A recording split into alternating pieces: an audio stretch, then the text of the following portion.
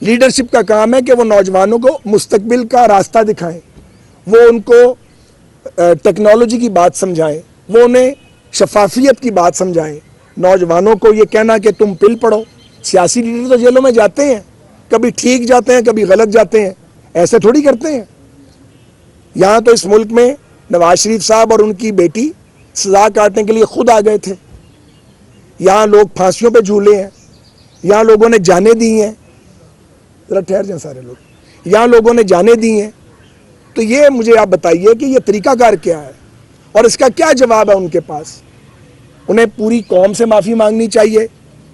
ان کی پارٹی اور لیڈرشپ کو معافی مانگنی چاہیے، انہیں اپنی ندامت اور غلطی کا تسلیم اسے کرنا چاہیے، برسر عام پبلکلی اپالوجی کرنی چاہیے قوم سے، افواج پاکستان سے معذرت کرنی چاہیے، کیونکہ یہ پالیٹکس نہیں ہے، یہ احتجاج نہیں ہے، یہ حملہ ہے، یہ دہشت گردی ہے، یہ تخریب کاری ہے، یہ شر پسندی ہے۔ سیاست کا یہ کوئی طریقہ نہیں ہے۔ پاکستان میں بہت سی پولیٹیکل پارٹیز ہیں جنہوں نے مختلف مشکل ادوار دیکھے ہیں،